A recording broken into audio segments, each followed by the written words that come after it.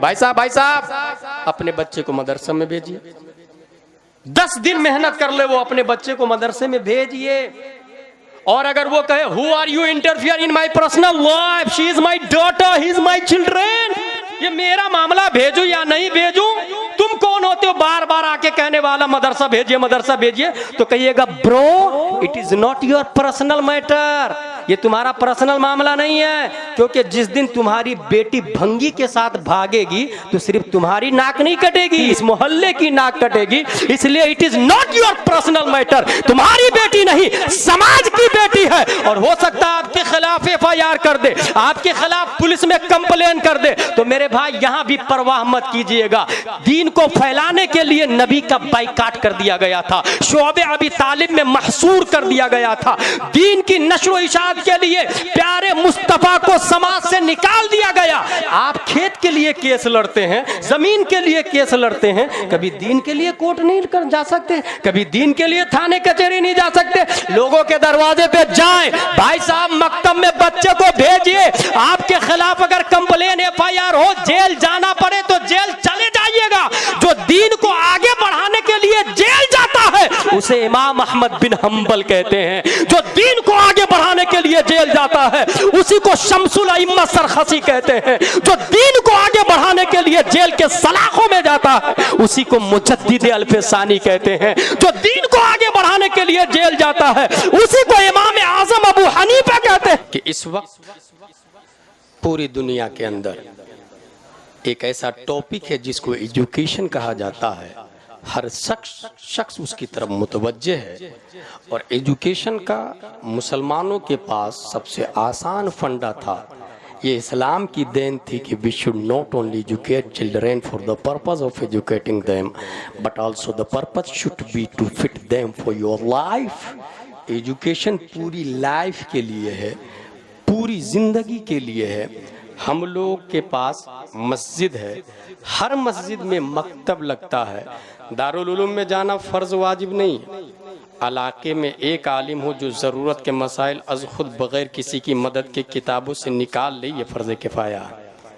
बकिया लोगों पर ज़रूरियात दीन का जानना फ़र्ज़ है।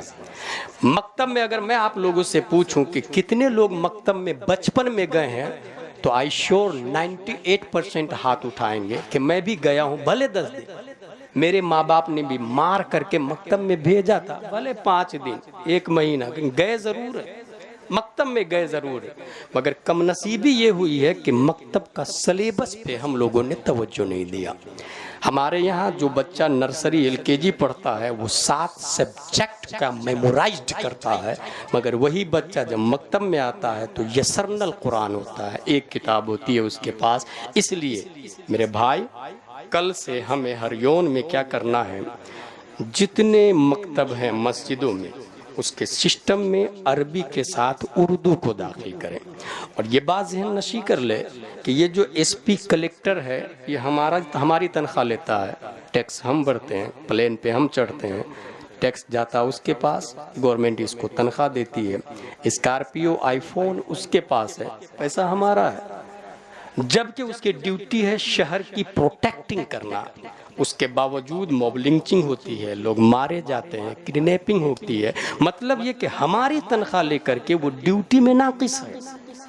और दीन के SP कलेक्टर को आलिम साहब कहा जाता है, हाफिज साहब कहा जाता है, मुफ्ती साहब कहा जाता है।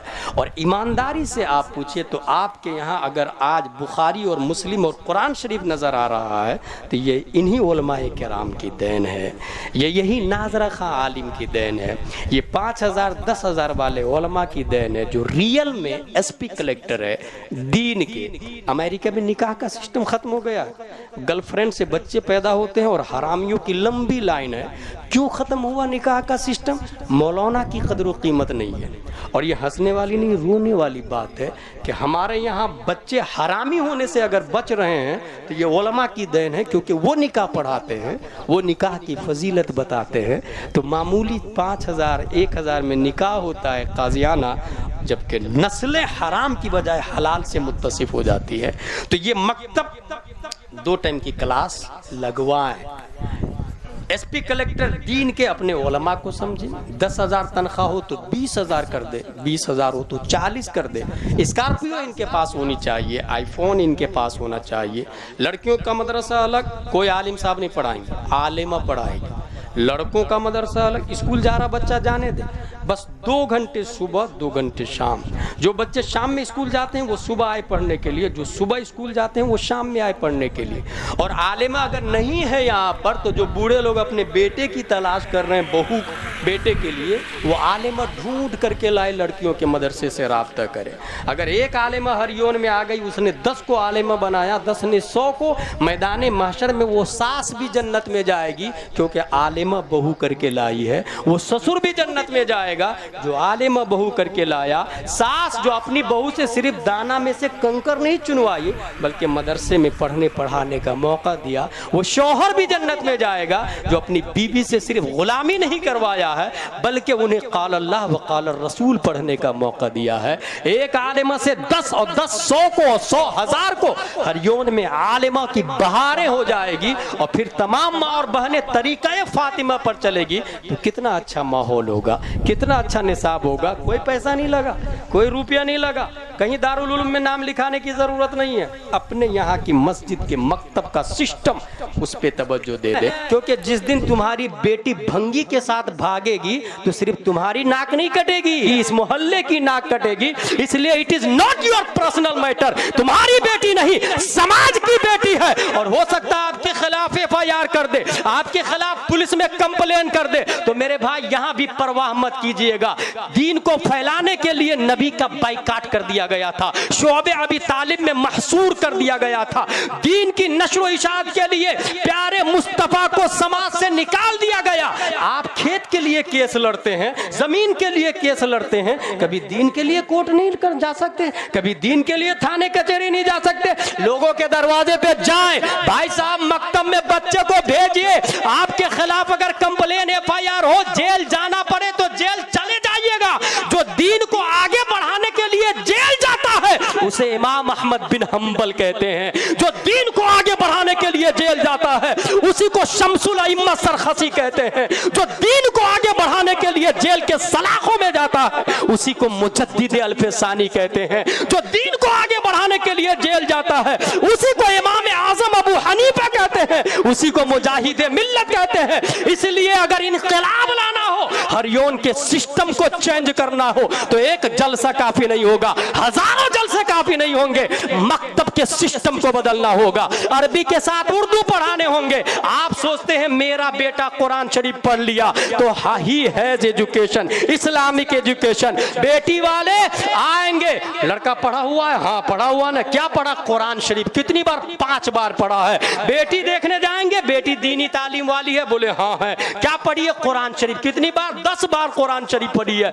10 बार नहीं, करोड़ों बार कुरान शरीफ पढ़ ले, सिर्फ फर्ज इल्म हासिल नहीं होता है। फर्ज इल्म हासिल होने के लिए मसाइल दीनिया का जानना होगा। अरबी अगर मीनिंग के साथ में नहीं जानता है तो मसाइल जानने के लिए तामीर अदब पढ़े, अव्वल दोम सोम के बाद अनवार शरीयत पढ़े, फैजान फर्ज उलूम पढ़े, इस्लामी अखलाक व आदाब पढ़े, कंजुल ईमान पढ़े। अब फर्ज इल्म हासिल हुआ उसको, अब काम की बातें हुई। इंसान को वजू के फराइज पता नहीं है, कुरान शरीफ पढ़ लिया, हम समझते हैं दीनी तालीम आ गई। और सुने, अगर इस माहौल पर हम इस माहौल को कायम किया, कल से हमने तवज्जो दे दी मकतब पर, तो 5 साल के बाद हरियोन का नजारा कुछ और होगा, मंजर कुछ और होगा। एक तरफ हमारा बच्चा स्कूल जाएगा, दूसरी तरफ मकतब आएगा। 1-2 साल नहीं, 5 साल तक। तो अब सुने, मकतब पढ़ने वाला बच्चा आगे बढ़ रहा है, स्कूल में भी आगे बढ़ रहा है, UMS, BEMS, MBBS, MD,